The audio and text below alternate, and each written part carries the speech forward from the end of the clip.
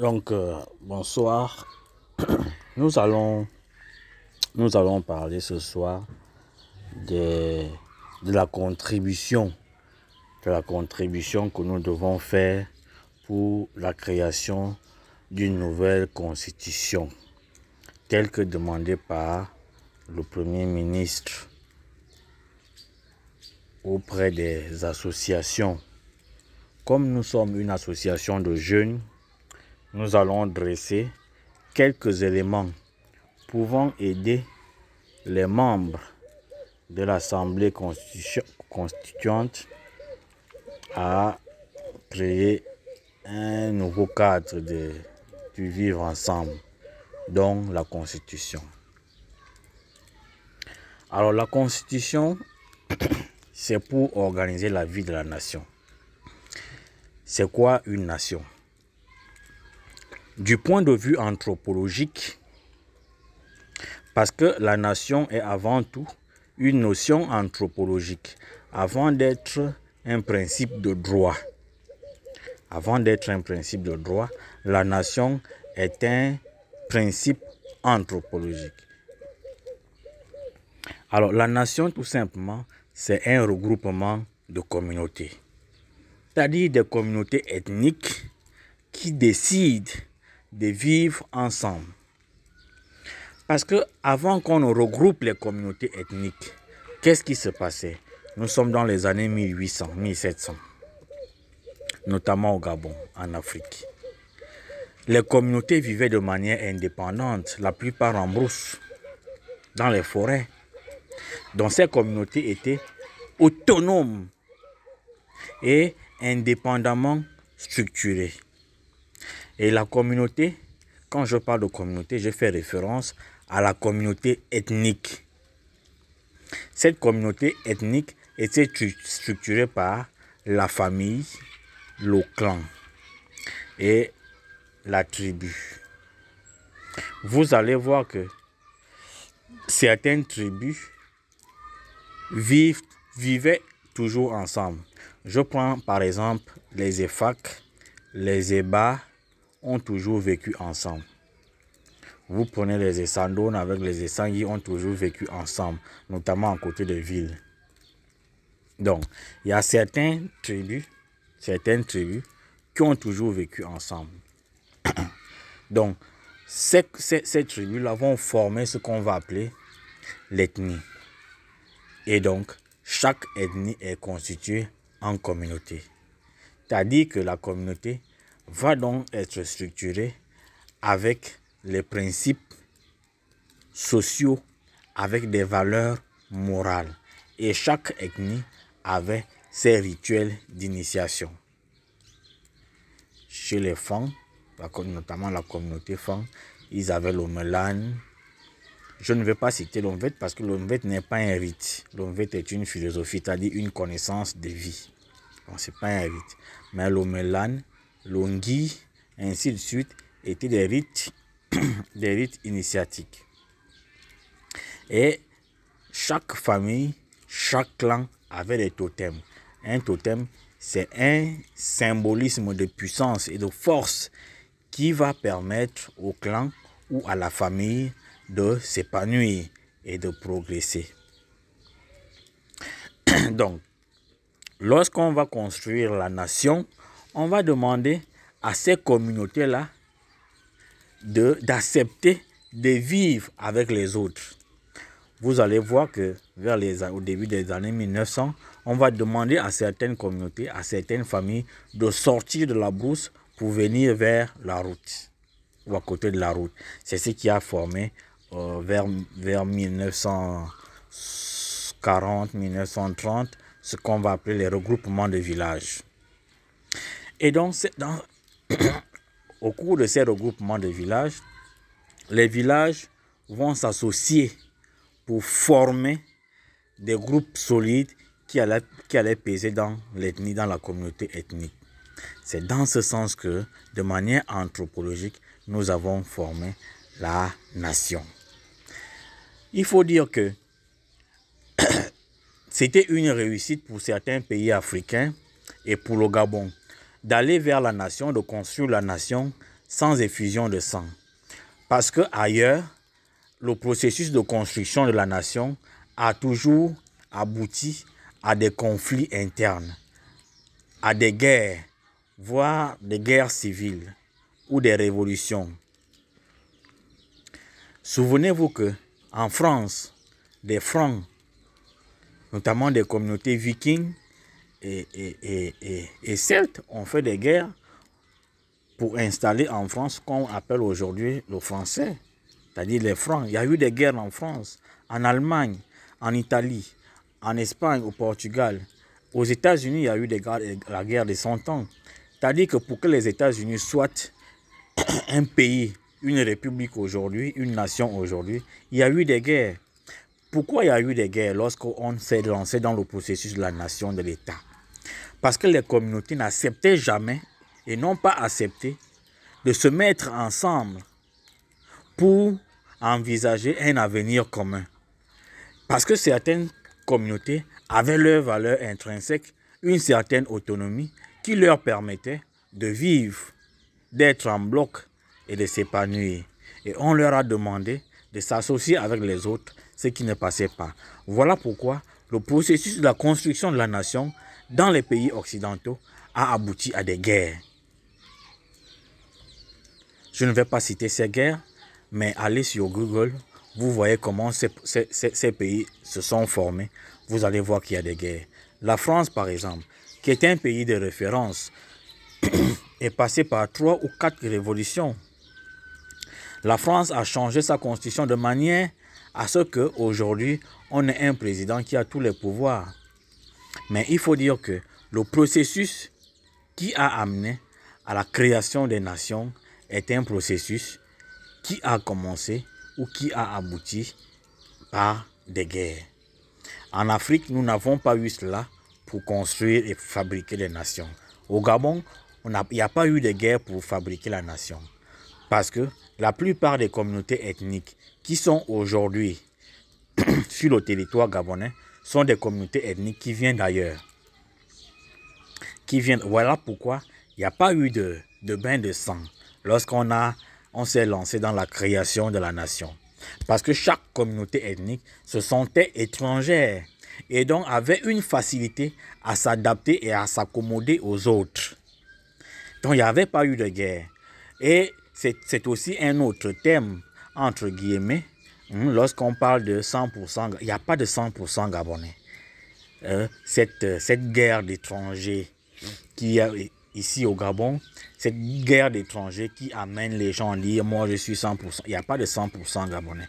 Il n'y a aucune communauté ethnique qui peut dire aujourd'hui que moi je suis autochtone sur le territoire qu'on appelle aujourd'hui le Gabon. Toutes les communautés ethniques qui vivent ici au Gabon viennent d'ailleurs. Les Mienais, les Ebi, les Pounou, les Teke, les Ubamba, les Fang, toutes ces communautés ethniques viennent d'ailleurs. Donc il n'y a pas une communauté autochtone qui peut revendiquer, n'est-ce pas, un pourcentage très important, n'est-ce pas, de la propriété du Gabon. Ce qui veut dire que la construction de la nation a été un processus assez facile. Parce que comme je le disais, ces communautés venaient d'ailleurs et trouvaient facilement, par commodité sociale et par compréhension des langues, de se mettre ensemble. Parce qu'il faut dire que la plupart de ces ethnies sont des divisions. La plupart de ces ethnies sont des divisions. Et pouvaient parler 2 ou 3 langues en même temps. Parce que ces langues-là sont des divisions, des regroupements. Donc voilà comment au Gabon, on n'a pas connu de bain de sang lorsqu'on a voulu créer la nation. Alors, la nation, c'est quoi? La nation est un processus. C'est une notion anthropologique qui voudrait que toutes les communautés qui vivent sur le territoire ou dans un territoire aient une même expérience, un même passé commun, un même passé, une même langue, les mêmes habitudes, les mêmes rites et envisager dans ce sens un avenir commun. Maintenant, il faut savoir, et il faut le rappeler, je l'ai déjà dit, des communautés qui vivent aujourd'hui sur le territoire qu'on appelle le Gabon sont des communautés différentes. On a plus de 40 à 50 communautés ici au Gabon qui ne parlent pas de même, qui ne partagent pas la même langue, qui ne partagent pas les mêmes valeurs, qui ne partagent pas les mêmes principes de vie. Alors, on a demandé à ces communautés de se mettre ensemble. Et heureusement, il n'y a pas eu de guerre, il n'y a pas eu de sang. Donc, ce qui fait que, de ce point, on a raté la construction de la nation. Pourquoi on a raté la construction de la nation? Parce que lors de la construction de la nation, il était question que chaque communauté ethnique apporte ses représentants. Chaque communauté, les Fon, les Nzebi, les Pounou, les Teke, les Miene, les Akere, chaque communauté ethnique devait apporter ses représentants. La famille désignait les représentants. Ces représentants allaient au niveau de la tribu. Et de la tribu, ils partaient au niveau de la communauté, c'est-à-dire au niveau de l'ethnie. Et c'était ces représentants qui devaient former la nation. Et c'était des personnes mûrement chargées de manière mystique. Souvenez-vous que lorsqu'un président est élu, qu'est-ce qu'il fait? Il fait le tour du pays pour aller prendre et arracher le pouvoir, parce que le pouvoir s'arrache, le pouvoir des communautés, pour qu'il soit légitime. Chaque président l'a fait. Omar Bongo, voyons que c'était difficile pour lui d'arracher le pouvoir, même s'il a arraché certains pouvoirs de certaines communautés, parce qu'il y a certaines communautés qui ont refusé d'aller à la nation.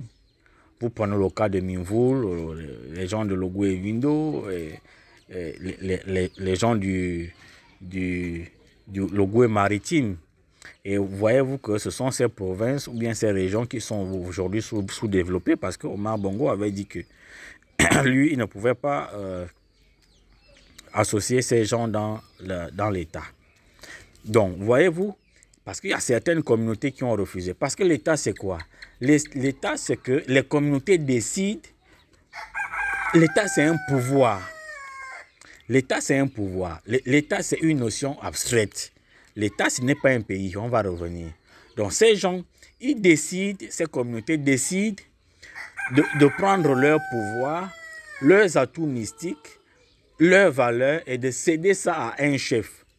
Ça ne passait jamais et ça n'a jamais traversé la tête de certains leaders communautaires. Vous prenez le cas des Fon. Les Fon n'ont jamais été une communauté,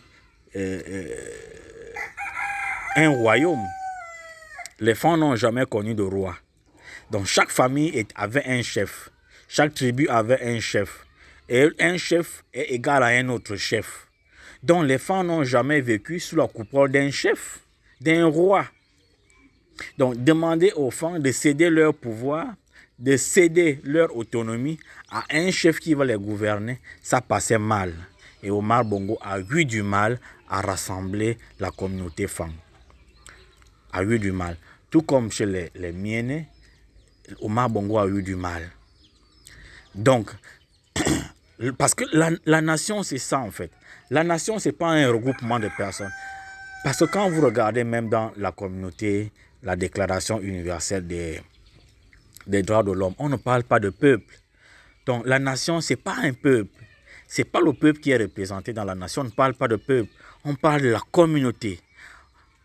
On parlait même de la tribu. Et quand on parle de la communauté, on voit de manière anthropologique le pouvoir de la communauté, des attributs du pouvoir. Parce que ce sont ces attributs du pouvoir qu'on doit donner au chef. Pour dire, on reconnaît en toi que tu es notre chef. Donc, c'est là où, au Gabon, on a eu la difficulté à construire la nation. Et voilà pourquoi, depuis 1960, le Gabon n'est pas une nation, du point de vue anthropologique. Peut-être au point de vue du droit, Le Gabon est une nation parce que c'est écrit dans la Constitution. Mais du point de vue anthropologique, le Gabon n'est pas une nation et le Gabon ne remplit pas les critères, sinon le profil, n'est-ce pas, d'une nation. Le Gabon ne remplit pas. Et voilà pourquoi nous avons une crise de légitimité du président de la République au Gabon. Parce que nous avons une crise de la nation. Nous avons une crise de l'État au Gabon. L'État n'existe pas. L'État qui est une notion abstraite n'existe pas au Gabon. Il y a une crise de l'État. Même si l'État existe du point de vue du droit, mais du point de vue anthropologique, l'État n'existe pas au Gabon. Vous pouvez vérifier et vous pouvez interroger des experts dans ce domaine. Ils vont vous dire ce que je suis en train de vous dire. Donc, le Gabon n'est pas une nation.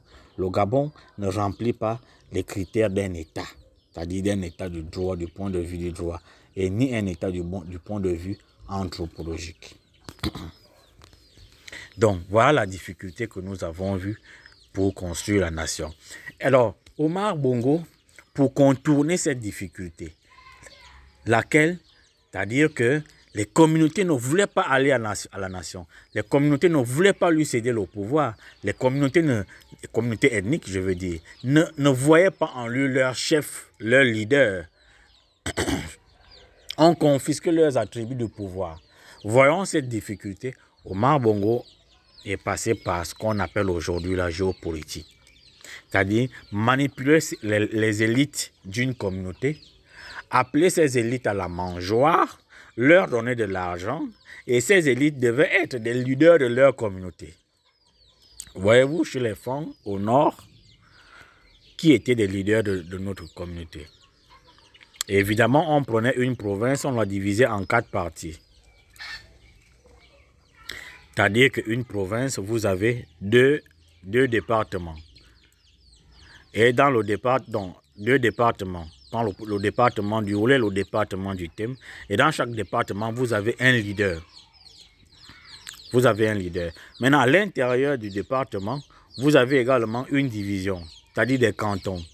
Et à chaque canton, vous avez également un leader.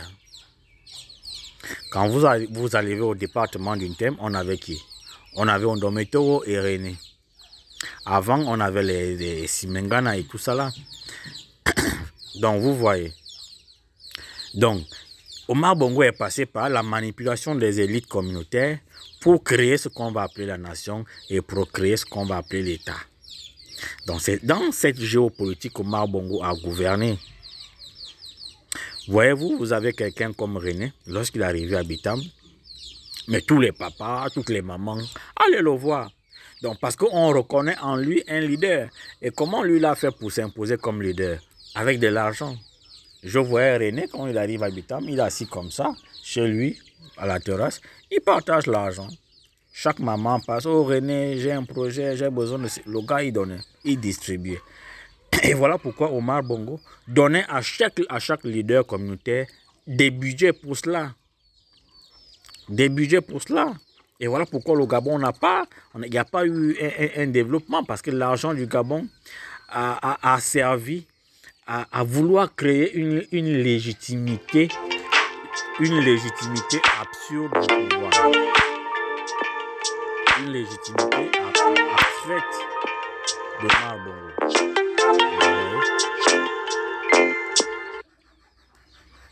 Donc, c'est cette légitimité-là qu'Omar Bongo a voulu créer à travers des personnalités politiques comme René Ondomuto, ainsi ça, pour parler du département du Tem. Et dans chaque province, vous allez avoir cela. Donc, c'est cela, en fait, ce que Omar Bongo a voulu construire. Mais cette manière de faire ne reposait sur rien parce que c'était artificiel. C'était artificiel. Et c'est avec de l'argent que ces leaders communautaires allaient arracher le pouvoir des papas au village, ainsi de suite, et allaient vendre ça à Omar Bongo. Et c'est comme ça qu'Omar Bongo a réussi à créer un semblant de nation, un semblant d'État, avec autour de lui ces personnalités communautaires qui sont des chefs dans leur communauté. Voilà comment on a créé la nation et voilà pourquoi comment on a allé à l'État. Alors, au départ, au départ, ça a marché, mais jusqu'à aujourd'hui, vous voyez que nous avons une crise de la nation. Nous avons une crise de la nation. Une véritable crise de la nation. Parce que si vous tenez un discours de Fang, de Miene, de Teke, ça passe mal dans les oreilles des politiciens. Entre-temps, c'est des choses qui sont des notions concrètes, pratiques. Vous voyez comment on faisait les nominations à l'époque d'Omar. Un ministre nommait tous les gens les élites de sa communauté. Pourquoi? Parce qu'on veut créer une légitimité. On veut inventer une nation qui n'existe pas, mais qui sera légitimée par des gens qu'on va nommer.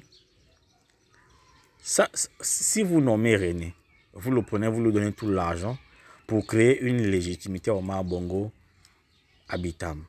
Mais ça ne repose sur rien parce que regardez que Omar Bongo, personne ne l'a jamais voté. Même René lui-même, à plusieurs reprises, il a été battu chez lui. Donc, ça veut dire que vous pouvez donner de l'argent aux communautés pour légitimer un pouvoir, mais concrètement, cette communauté ne vous accepte pas. De manière anthropologique, elle ne vous accepte pas. Donc, quand je parle de la crise de la nation, c'est à partir de là, ça veut dire que tout ce qu'on faisait là ne reposait sur rien. Donc, pourquoi nous disons ça? Nous disons ça parce que nous voulons donner des éléments au Premier ministre de créer une nation véritable. Une nation qui est basée sur des valeurs et sur la légitimation anthropologique communautaire. C'est ce que je vais appeler le gouvernement communautaire, c'est-à-dire la gouvernance communautaire. Cette gouvernance communautaire part de la base de la famille, du clan, de la tribu et de la communauté ethnique. Comment ça se faisait? Chaque famille envoyait des représentants et chaque représentant allait représenter la communauté ethnique. Vous pouvez vous appuyer sur des chefs de village. Vous pouvez vous appuyer sur chaque famille. Par exemple, vous dites aujourd'hui, chaque famille des Bitam, vous me donnez 2 enfants qui ont pris. 2 enfants qui ont pris. Dans chaque famille des Bitam. Dans chaque famille du canton Ntem. Dans chaque famille du département Ntem. Ou du département Ole. Je prends chaque famille. La famille, c'est quoi? C'est un père qui a sa mère et qui a ses enfants. Vous prenez 2 fils ou 2 enfants de cette famille qui ont minimum licence, maîtrise. Si vous trouvez que dans une famille, il n'y a pas de licence, il n'y a pas de maîtrise, mais vous formez 2 enfants de cette famille, vous leur donnez les postes dans l'administration. Ceux qui ne veulent pas avoir des postes dans l'administration, vous créez une société qu'ils peuvent gérer. En Europe, c'est comme ça qu'on a fait. Et voilà pourquoi vous avez des grands groupes aujourd'hui qui sont des groupes de famille. Parce qu'on a créé ces sociétés. Allez au Nigeria, vous voyez les Tony et Lumelu, les Dangote, quand ils arrivent ici au Gabon, on leur dresse les tapis rouges. Et pourtant, ce sont des gens qu'Obasanjo a créés. Ce sont des entrepreneurs qu'Obasanjo a créés. Parce que lorsqu'Obasanjo arrive au pouvoir, c'est la méthode que je suis en train de suggérer. Il a créé, il a gouverné avec des ethnies, avec des communautés ethniques. Et il a créé dans chaque ethnie un entrepreneur. Vous allez au Nigeria, il y a certaines familles qui ont des sociétés derrière leur maison, qui fabriquent des marmites, qui fabriquent des bougies, ainsi de suite. Pourquoi le Nigeria est le pays le plus riche, ou bien de manière économique, le pays le plus puissant d'Afrique? C'est parce que c'est une organisation communautaire qui est basée sur l'ethnie et la famille. Au lieu de faire ce qu'on fait là au Gabon, on prend les gens ex nihilo, on les nomme. Aujourd'hui, on a entendu que Séraphin Mundunga au Conseil économique et social. Mais sur quelle base? Si vous continuez à gérer l'État comme ça, alors c'est un semblant d'État. Si vous continuez à gérer la nation, c'est un semblant de nation. Allez à la base, créez quelque chose qui est visible, qui est palpable, qu'on peut faire. Vous amenez des familles aux tribus, des tribus à la communauté et la communauté à la nation. Et vous avez une nation qui est solide. Mais vous ne pouvez pas dire qu'on va construire une nation, un État, en piochant des élites, parce que quelqu'un a un doctorat, il vient en France, il fait des lives sur Facebook et tout, et pour construire la nation, on l'appelle, il vient. Ce qu'on appelle aujourd'hui des influenceurs qui critiquent le pouvoir à l'étranger. On ne sait même pas s'ils ont le CEP ni le BPC. Ah ben on les appelle, on les nomme, on leur donne les postes, et ainsi de suite. Et ils disent qu'ils sont en train de construire la nation, ils sont en train de créer des conditions de gouvernance d'un État. Mais c'est faux, c'est basé sur rien du tout. C'est basé sur des artifices, sur l'artificiel. Parce que ça ne va jamais tenir. Ça ne va jamais tenir. Je vous prends un exemple. On a parlé de la théorie du genre, du développement du genre. Il faut donner des postes aux femmes, ainsi de suite. Regardez, si vous nommez Paulette Missambo au Sénat pour dire qu'il faut favoriser les femmes, ainsi de suite, qu'est-ce que ça fait à ma mère qui est au village? Est-ce qu'un Bonanto va partager ses revenus avec elle? Ça ne fait rien aux femmes. Si vous dites que vous voulez promouvoir le genre féminin, en piochant certaines femmes d'élite, des leaders, à qui vous donnez des postes, et à dire que c'est le développement du genre féminin, mais en quoi ça regarde ma mère qui est au village? Ou bien ma petite soeur qui a 7 ou 8 gosses, ou 10 gosses, ou des jeunes filles mères, ou des gens qui accouchent à même le sol. Ça n'a jamais marché. Regardez depuis qu'on l'a fait. On a nommé une femme à la Cour constitutionnelle, des femmes ministres, ainsi de suite, sans changer quoi au commun des filles gabonais qui couchent à même le sol, qui disputent les places au marché, qui veulent vendre le piment. Aujourd'hui, les jeunes filles gabonaises se limitent au placement. Il y a plus de 3000 groupes WhatsApp de placement où les filles vendent les fesses devant les autorités. Devant les autorités. Devant les autorités. Et qu'est-ce que ça va faire si on nomme Bonanto au Sénat ou bien si on pioche 2 ou 3, 4 femmes, on leur donne des postes de responsabilité? Ça ne va rien changer. Ce n'est pas comme ça qu'on fait le développement du genre. Allez à la base, allez dans les communautés, allez dans chaque famille, prenez 2 ou 3 enfants au cas de chaque famille, donnez-leur des postes parce qu'eux, ils vont assurer la descendance de la famille. Ils vont assurer la descendance. Si une maman qui a 7 gosses, elle a au moins 2 enfants qui travaillent et qui gagnent 500 000 francs par mois, ben ça fait à cette famille 1 million par mois. Ils peuvent se débrouiller avec ses petits frères, ses petites sœurs, sa maman qui est au village, qui n'a plus de savon et qui n'a pas de pétrole. Les 2 qui travaillent et qui ont 1 million à la fin du mois peuvent se débrouiller. Aujourd'hui, qu'est-ce qu'on constate? Vous allez au Wellington, vous allez au département d'Untem, vous trouvez des familles avec 20 personnes. Il n'y a même pas un cadre à la fonction publique. Il n'y a même pas un cadre qui travaille. Qu'est-ce qu'ils font? Donc, ça ne sert à rien de nommer des gens qui font du bruit à la télé, sur Facebook. Parce que la réalité du Gabon, c'est dans les villages, c'est dans des communautés. Ce n'est pas en ville. Ce n'est pas des gens qui sont là sur Facebook qui critiquent le pouvoir. Et il faut dire que le pouvoir, par peur de perdre la légitimité et pour créer en crédibilité, prend ces élites-là, ces faiseurs de directs, comme des gens qui sont légitimes dans leur famille ou bien dans leur communauté, ce qui est faux. Si vous prenez Charles Mba, qui vit en France depuis des années, personne ne le connaît chez lui. Donc ça ne sert à rien de le nommer pour dire que on a nommé un garde OIM qui était tel canton. Non, ça ne veut rien dire. Vous pouvez le nommer. Je ne dis pas qu'il ne faut pas nommer des élites qui ont la connaissance. Mais est-ce que vous nommez Charles Mba, un brillant économiste, est-ce que le nommer aux finances, ça va changer grand-chose dans sa communauté? Des gens qui n'ont pas d'emploi, des gens qui souffrent, des gens qui sont malades. Qu'est-ce que j'ai envie de dire?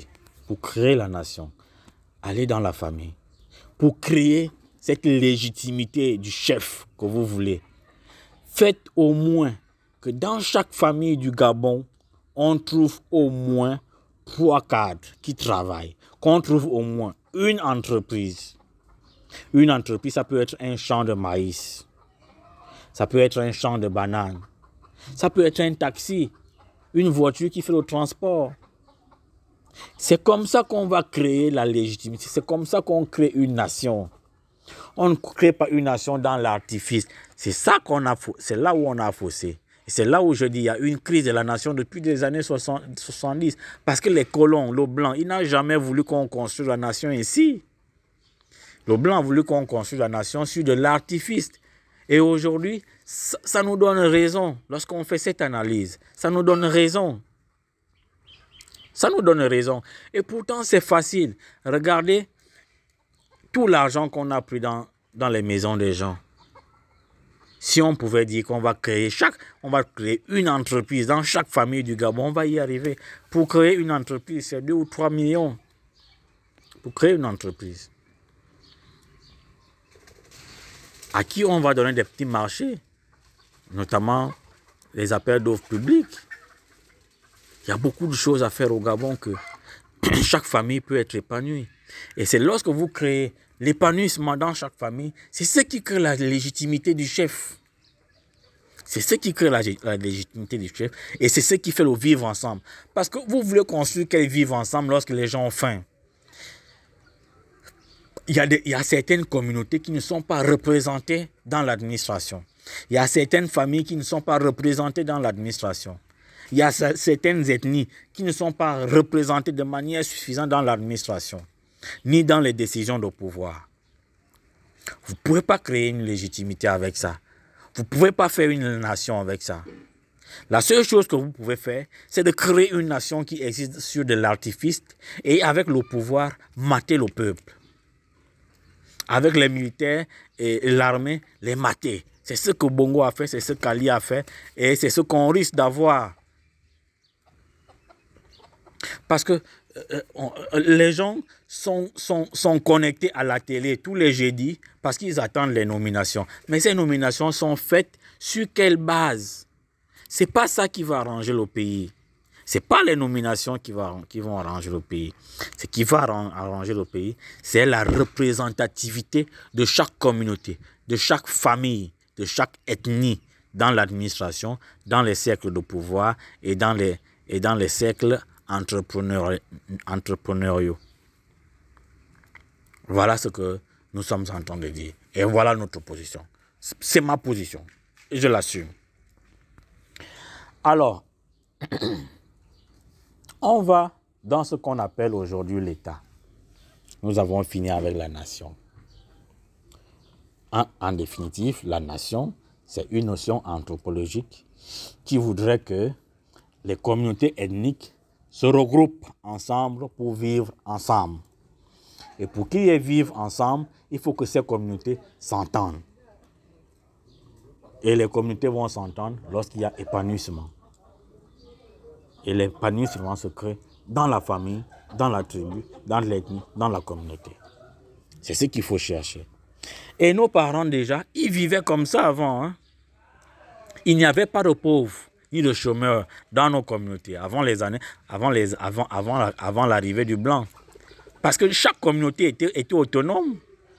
La pêche, la cueillette, les plantations, ainsi de suite. Les communautés étaient autonomes. Pourquoi nous, on a des chômeurs lorsqu'on a voulu construire la nation? Pourquoi il y a des chômeurs dans la nation, dans l'État? Parce que l'État a dit, le colon a dit, lorsque les communautés vont se regrouper, l'État demande aux communautés de laisser ce qu'elles faisaient, qui était leur spécialité. Regardez, au Wellington, on a tué la culture du cacao. On a tué même les champs. On a tué même la pêche. Parce que chaque communauté avait la possibilité d'exploiter l'environnement dans lequel elle vit. Alors l'État dit, tu n'as plus besoin d'exploiter l'environnement. Les fans, le bois qui est au Wellington, bien les minéraux qui sont au Wellington, vous ne pouvez plus les exploiter. Les gars du Haut-Togo là, les minéraux qui sont là-bas, vous ne pouvez plus les exploiter. Au Goué maritime, le pétrole qui est là-bas, vous ne pouvez plus l'exploiter. Qu'est-ce que l'État va faire? C'est l'État qui va exploiter les richesses du sous-sol et du sol, il va vendre et il va partager à chacune des communautés de manière équitable, notamment en créant les hôpitaux, les cliniques, les dispensaires et en faisant en sorte que la vie soit moins chère. Vous voyez, ça c'est ce que l'État a dit lorsque nous sommes allés à la nation. Est-ce que l'État a respecté cette promesse? Or, si on laissait à chaque communauté d'exploiter les richesses de son environnement, il ne devait pas avoir de chômage. Le chômage qui est en Afrique, le chômage qui est au Gabon, c'est une crise de la nation. C'est parce qu'on ne sait pas construire une nation, ou bien on ne sait pas ce que ça veut dire une nation. Il y a une crise de la nation au Gabon, et là depuis les années 60. Et ça, je persiste à le dire. Il y a une crise de la nation parce qu'on a raté à construire la nation. On a construit une nation artificielle qui reposait sur l'élite communautaire. C'est ce que vous appelez la géopolitique. Moi, j'appelle ça le développement par l'élite communautaire. Et cette élite communautaire, c'est des gourous qu'on a créés dans chaque province. Des gourous qu'on a créés dans chaque province. Les Renin des Maisons, les Wondomuto, c'est des gourous qu'on a créés. Donc, on a fait l'État comme, on a fait la nation comme ça. Donc, et on va tirer un parallèle avec ce qu'est l'État. L'État, c'est encore une notion abstraite. Du point de vue anthropologique, l'État, c'est l'ensemble des pouvoirs créés par la nation dans le but d'assurer la justice et l'épanouissement des communautés. Je m'explique. Lorsque les communautés se sont regroupées pour dire qu'on va fabriquer la nation, on va faire le vivre ensemble, ces communautés délèguent aux individus la possibilité, sinon l'obligation, de les gouverner. C'est cette délégation de pouvoir qu'on appelle l'État. C'est ce pouvoir que les communautés cèdent qu'on appelle l'État, parce que l'État, du point de vue anthropologique, l'État, c'est un pouvoir. C'est un ensemble de pouvoirs, mais un ensemble de pouvoirs qui est distillé dans les institutions de l'État. Et ce sont ces institutions qui sont chargées d'assurer l'épanouissement et la vie des communautés qui se sont regroupées au sein d'une nation. Là, il faut comprendre. Ce n'est pas la peine d'aller à l'université, aller faire le droit et l'anthropologie, où on va vous expliquer des choses, de toutes ces choses-là. Ce que je vous dis là, ce sont les bases anthropologiques pour comprendre ce qu'est la nation, pour comprendre ce qu'est l'État et pour comprendre comment fonctionne un État, comment fonctionnent les politiques d'un État. Donc, le pouvoir que vous voyez là, qui est incarné par l'État, c'est un pouvoir qui est cédé par les communautés qui décident de s'unir dans une nation, bien autour d'une nation, autour d'une notion qu'on appelle la nation. C'est comme si les communautés dans la nation se posent la question que qui va maintenant nous gouverner? Qui va exploiter les richesses, aller les vendre et venir nous assurer l'épanouissement? On donne ce privilège, cette obligation à l'État. Cet État incarné par qui? C'est là où il faut désigner un chef. Et c'est ce chef qui va incarner les institutions de l'État. Maintenant, cet État-là est représenté par un chef. Ce chef-là n'existe pas si les communautés ne lui ont pas donné le pouvoir. Sinon, le chef n'existe pas. C'est les communautés qui désignent un chef et elles lui donnent le pouvoir de les gouverner. Ces pouvoirs sont mystiques, anthropologiques, spirituels, traditionnels.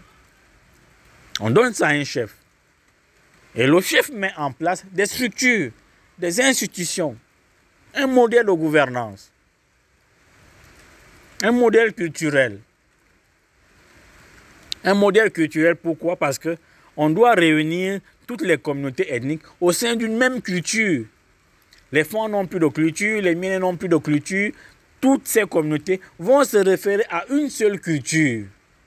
C'est la culture de l'État, même s'il y a certaines différences que certaines communautés vont garder avec elles. Mais on a une référence commune qui est la culture nationale.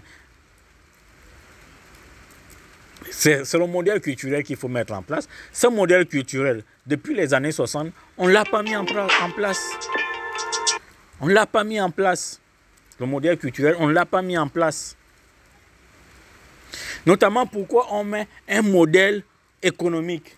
Un modèle économique, pourquoi? Parce qu'il faut assurer la vie et l'épanouissement des communautés. Il faut donc dire comment on va se faire l'exploitation. Comment on va se faire la vente de l'exploitation. Comment on va, les revenus issus de ces exploitations, comment on va les distribuer aux communautés. Le bois qu'on va couper au Oulentem, qui va le couper? Qui va le vendre? Et qui va recevoir l'argent? Et avec cet argent, on va le distribuer comment? Le pétrole qu'on exploite au Goué maritime, qui va l'exploiter? Qui va le vendre? Qui va recevoir cet argent? Et qui va distribuer cet argent aux communautés, à toutes les communautés? C'est ça le modèle économique, c'est ça le modèle de gouvernance. Alors, l'État a dit, moi je vais le faire. Mais depuis 1960, qu'est-ce que l'État fait? Du pétrole, du bois. Est-ce que vous pouvez me dire que les communautés se reconnaissent dans la vente du pétrole, dans la vente du bois? C'est-à-dire des richesses issues de leur sol? Non. Donc, voilà pourquoi je vous dis, il y a eu une crise de la nation, il y a eu une crise de l'État. L'État n'existe pas au Gabon. L'État est une notion abstraite qui n'existe pas. La nation est une notion abstraite qui est faite sur de l'artificiel. Maintenant, je vais vous parler de la nation, l'État et ce qu'on appelle la République. On arrive maintenant à la République. La République, en fait, c'est quoi? La République, c'est la chose publique. La République, c'est la chose publique. Et donc, on se dit que de la nation, on va à l'État. Quel est le rapport entre l'État et la nation? Autrement dit, quel est le rapport entre l'État et les communautés? Parce que la nation est représentée par les communautés.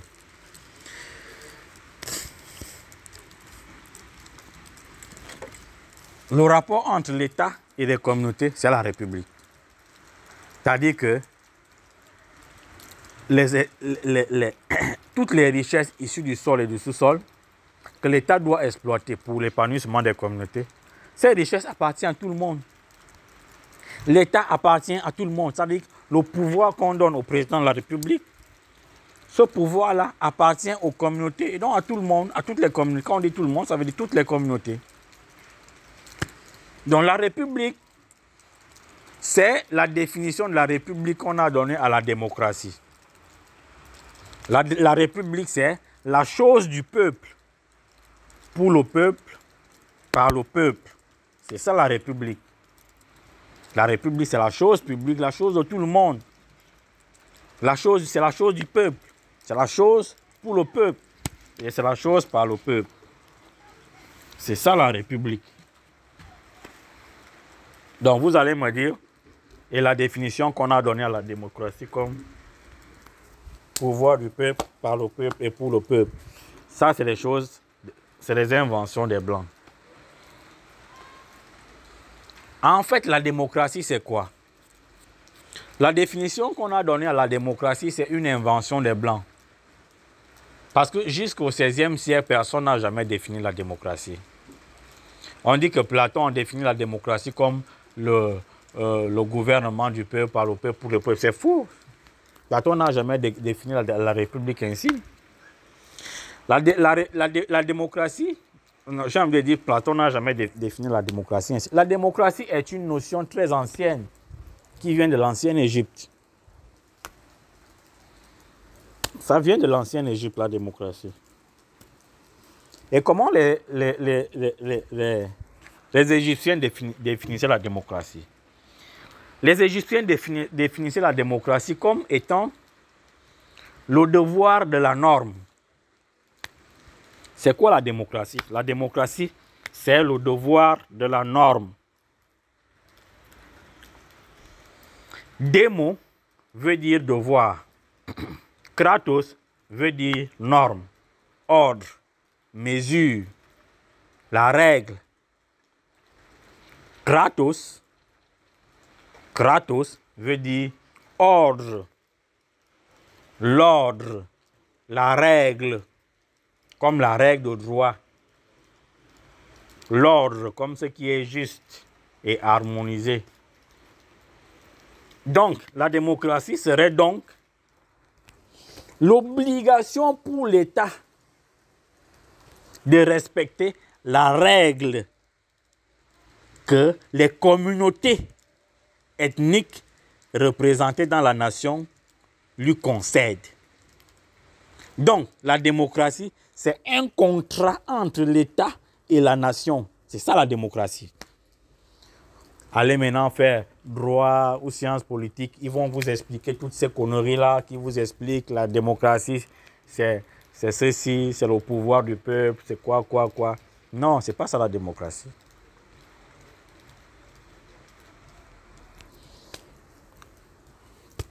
C'est la République qui est res publica. Ça veut dire la chose publique. Et cette chose publique, pour la gouverner, on a dit, la République, c'est la gouvernance du peuple, par le peuple et pour le peuple. C'est ça qu'on disait en Égypte. La démocratie, quant à elle, c'est l'obligation de l'État de respecter la règle. L'obligation de l'État de respecter la norme. L'obligation de l'État de respecter l'ordre traditionnel des choses que les communautés se sont entendues. C'est-à-dire les communautés conviennent d'une règle et disent à l'État que voilà la règle convenue de nous toutes. Et c'est cette règle, et c'est sur la base de cette règle, toi tu vas assurer notre gouvernance, notre épanouissement. C'est cela. Donc, la démocratie, je le répète, c'est le devoir de la norme, le devoir de la règle. Le devoir, c'est quoi? J'ai le devoir de faire. C'est-à-dire, j'ai l'obligation, c'est l'État qui le dit, hein, j'ai l'obligation de respecter la règle fixée par les communautés pour leur épanouissement. Donc, vous allez me dire d'où je sors cette définition de la démocratie, mais allez faire les recherches de comment est-ce que la démocratie était exercée en Égypte. Parce que c'est Imhotep qui amène la révolution en Égypte. C'est lui qui crée la première révolution en Égypte et qui met en place une gouvernance qui associe le peuple avec les rois, avec les chefs religieux. Parce qu'avant Imhotep, tout le pouvoir de gouvernance en Égypte était dans les mains des chefs religieux. C'était fait dans les pyramides. Et les populations, les communautés.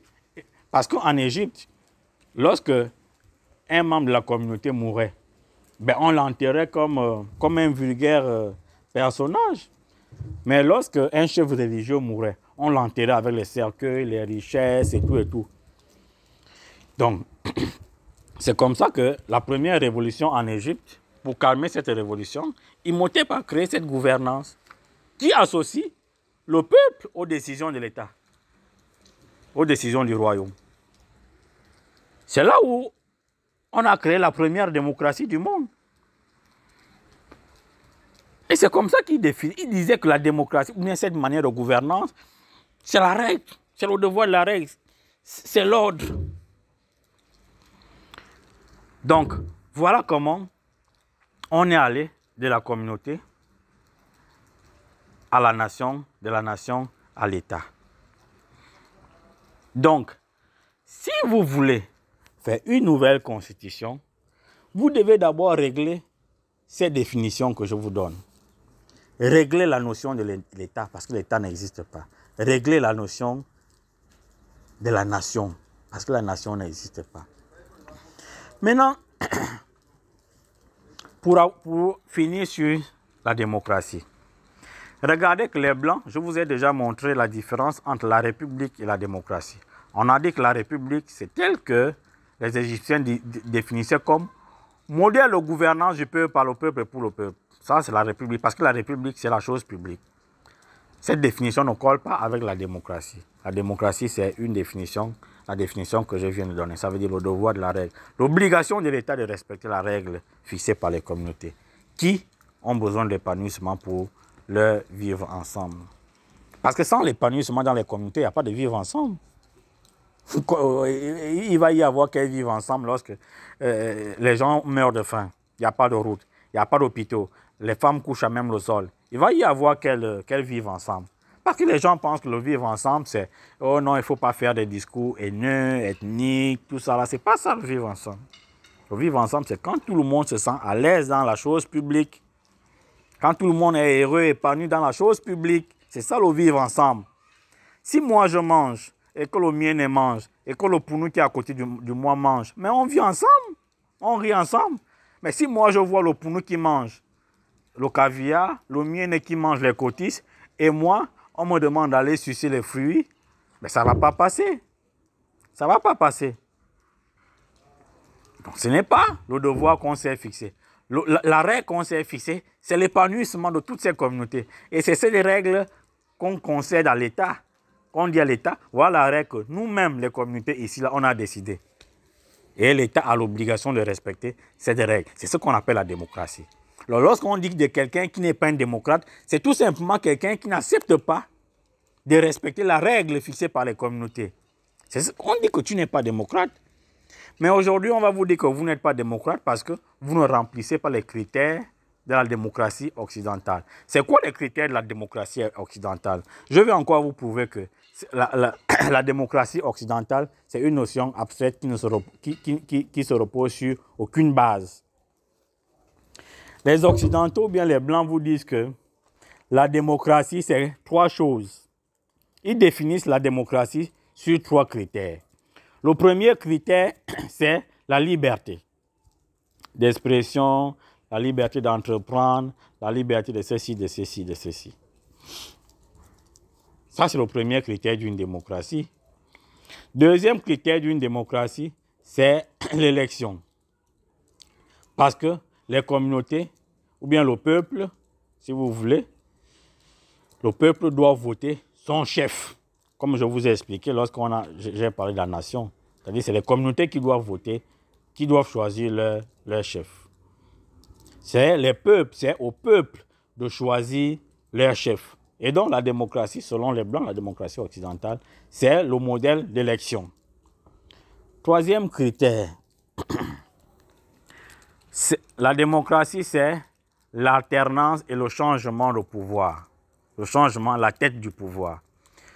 Ça veut dire que si il y a un président, il doit faire une limite de mandat. Après, il part. Ça, c'est aussi un critère de la démocratie.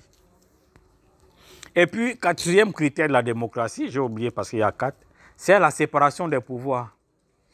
C'est-à-dire que le pouvoir exécutif, le pouvoir judiciaire et le pouvoir législatif. Séparation de pouvoir. Lorsque vous remplissez ces 4 critères, alors vous êtes un pays démocratique. Parce que ce sont des standards internationaux d'une démocratie. Allons vérifier si ces 4 critères sont praticables. Premier critère, liberté d'expression, liberté d'entreprendre, ainsi de suite, ainsi de suite. Alors, dans notre pays, le Gabon, est-ce qu'il y a liberté d'expression? Je vous prends un exemple. Tous les dimanches, moi je suis connecté sur les chaînes de télé étrangères. Cameroun, Côte d'Ivoire, Togo, Bénin. Je suis les débats tous les dimanches. Je suis les débats tous les dimanches au Cameroun. On suit les débats tous les dimanches au Cameroun. Mais ce que j'observe dans ces pays, c'est que chaque dimanche, il y a des débats à la télé. Et on appelle des experts pour venir débattre des questions d'actualité du pays. qu'ils soient de l'opposition ou de la majorité. Et ce sont des décisions, des débats contradictoires, où on a besoin de l'expertise de tout un chacun. Et ils font même la part belle d'inviter des représentants de différentes communautés ethniques de leur pays. Regardez, dites-moi la dernière fois où vous avez vu un débat à la télé, dans une chaîne de télévision gabonaise, où on parle des questions brûlantes de l'actualité. Ça n'existe pas. Et lorsqu'un journaliste essaie de parler de ce qui est caché, on l'arrête. Il est enfermé. Lorsqu'un leader syndical essaie de revendiquer quoi, on l'arrête, on l'enferme. Lorsqu'un leader politique essaie de... On l'arrête, on l'enferme. Est-ce qu'il y a liberté d'expression dans notre pays? Est-ce qu'il y a liberté d'entreprendre dans notre pays? Lorsque nous savons que les PME ont même la difficulté d'accéder à la commande publique. Les PME se créent aujourd'hui et vivent 1 an ou 2 ans et meurent parce qu'il n'y a pas de marché. Tous les marchés sont dans les mains des Blancs au pétrole. Citez toutes les PME. Vous voyez, dans le monde du pétrole, une société française qui vient faire la cuisine chez vous. Oui, il y a des sociétés de catering qui sont ici à Port-Gentil, qui font la cuisine sur site. Donc un Blanc, il quitte là-bas en France pour venir faire la cuisine ici, pour venir nous préparer la nourriture. Donc, voyez-vous qu'il n'y a pas de liberté d'entreprendre, il n'y a pas de liberté d'expression. Tout est organisé pour favoriser les communautés étrangères. Donc, sur ce point, sur ce critère, le Gabon ne remplit pas un modèle de démocratie. Deuxième critère, l'alternance au sommet de l'État. Nous savons très bien que de Léon Mba à Omar Bongo, à Ali Bongo, aucun peuple, aucune communauté ne l'a choisi. La preuve, on n'a jamais voté Omar Bongo.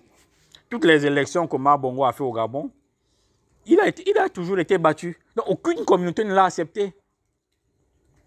Et il a fait combien d'années au pouvoir? Donc, il n'y a pas eu d'alternance au sommet de l'État. Donc, sur ce critère, le Gabon ne remplit pas les critères de démocratie. J'ai envie de vous montrer comment la démocratie occidentale, elle est fausse. Parce que ça n'a rien à voir avec la démocratie qu'on a appliquée en Afrique. En Afrique, la démocratie, c'est l'obligation de l'État de respecter la règle fixée par les communautés. Dès que tu respectes cette règle, tu l'appliques, c'est bon. On dit que tu es démocrate. Ça, c'est mon point de vue.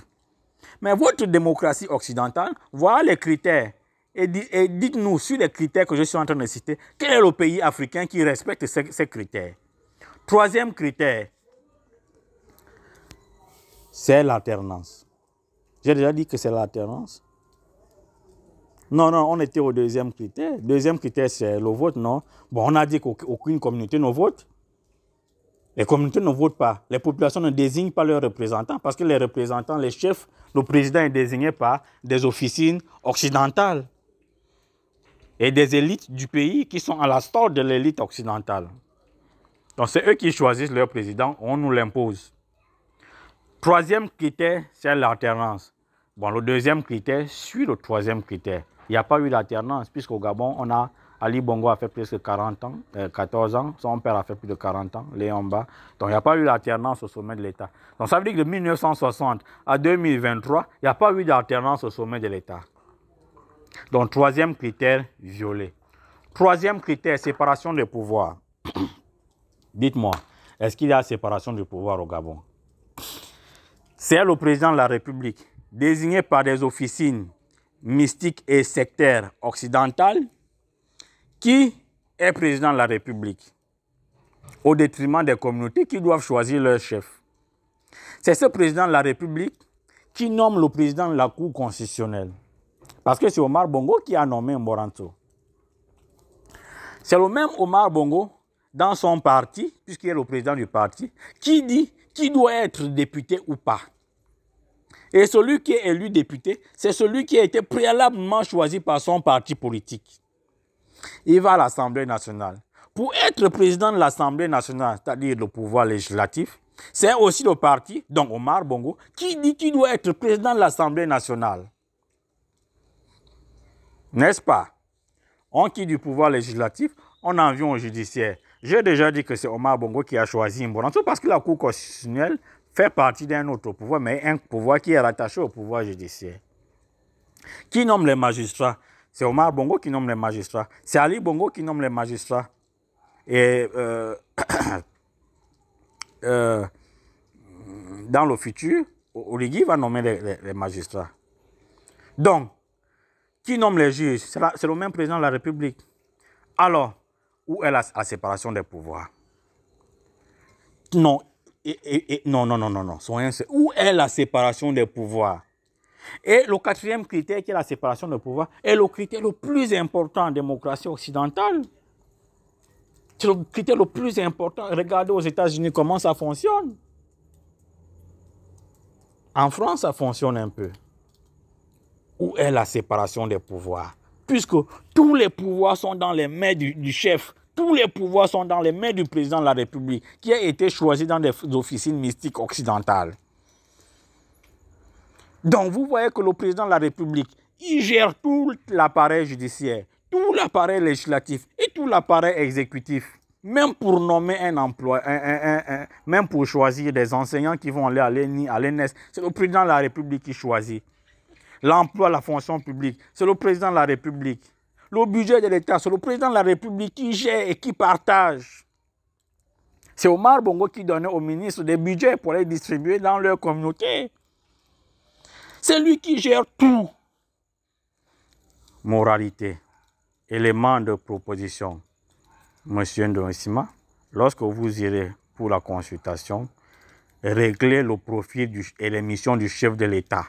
Le chef de l'État ne peut plus être aujourd'hui un chef d'orchestre qui s'occupe de tout, qui a tous les pouvoirs dans ses mains. C'est impossible. En démocratie, c'est impossible. C'est insupportable. C'est insupportable. C'est insupportable. C'est insupportable. On ne peut plus accepter ça dans ce pays. Et si la même chose continue, le Gabon va aller de coup d'État en coup d'État. Parce que cette crise-là ne va pas finir. Pour enlever ce système, si on ne le fait pas comme je suis en train de le dire, regardez en Guinée équatoriale. Lorsque vous arrivez dans un village en Guinée équatoriale, on va vous montrer le chef de famille que tu es venu visiter, que tu es allé visiter, il t'amène vers le chef. Ah chef, j'ai un invité. On va te montrer les autorités. On va te montrer s'il y a un militaire dans le coin, bien la gendarme de la police. On va te montrer le prêtre. C'est-à-dire que la surveillance de la Guinée équatoriale, ça part déjà de la famille, la sécurité, la surveillance du pays. Qui fait quoi? Donc lorsque toi tu arrives, tu as déjà fait 3 ou 4 jours, tu penses que tu es incognito, mais au Biangima, c'est déjà que dans tel ou tel village, il y a quelqu'un qui est arrivé. Donc, la gouvernance, ça part de la famille. Une fois vous assurez ça, c'est la légitimité. Mais si vous voulez continuer dans l'arbitraire, dans l'artifice, comme vous avez commencé là, avec le général Odingui, comme vous voulez le faire là, ça, le pays ne va jamais être stable parce que les mêmes choses vont revenir. Et c'est le Gabon qui va empiéter. On va perdre un coup. On a déjà fait des années 60. Jusqu'à aujourd'hui, il n'y a pas eu un développement du pays. Il n'y a pas eu un développement communautaire. Aucune ethnie, aucune communauté ethnique au Gabon, on ne peut vous dire aujourd'hui qu'elle est satisfaite de la gestion de la gouvernance du pays. Je vous dis, nous avons fait des enquêtes dans notre association avec certaines d'entre vous. Il y a plus de 4000 familles au Gabon qui n'ont même pas un cadre à la fonction publique. Ou alors vous trouvez 2000 familles, il y a que sur 13 gosses dans la famille, il n'y a qu'un qui travaille, qui est enseignant. Et qui a un salaire de 400, 500 000. Il va faire quoi avec 10? Lui-même, il a déjà une famille, et ses petits frères, et sa mère. Il ne peut pas. Et vous parlez de quel épanouissement? Vous parlez de quel vivre ensemble? Vous parlez de quelle gouvernance? La gouvernance, le modèle de gouvernance que l'État met en place est un modèle de gouvernance qui doit d'abord assurer l'épanouissement des familles, des communautés ethniques, de la nation. Mais ce que vous voulez faire, c'est que vous piochez certains leaders, certaines élites locales et certaines élites communautaires que vous casez à qui vous donnez des privilèges et tout, en vous disant que elles, ces élites-là, vont faire la part belle aux communautés. Mais ça ne marche pas, parce qu'aller aux élections, vous prenez comme quelqu'un comme René, il n'a jamais gagné une élection en Bitam. Parce que ce n'est pas en piochant une élite sectaire à qui vous donnez de l'argent qui va arranger le pouvoir, qui va faire en sorte que la communauté va vous accepter. Donc, vous devez d'abord régler la notion de l'État, vous réglez la notion de la démocratie dans notre pays, vous réglez la notion de la nation et vous réglez le profil et les missions du chef de l'État. Voilà les propositions que le Forum de la jeunesse de Port-Gentil pourrait vous faire. Donc, on va mettre ça sur écrit et on va voir comment on peut vous faire parvenir cela. Merci et bonne soirée à tous.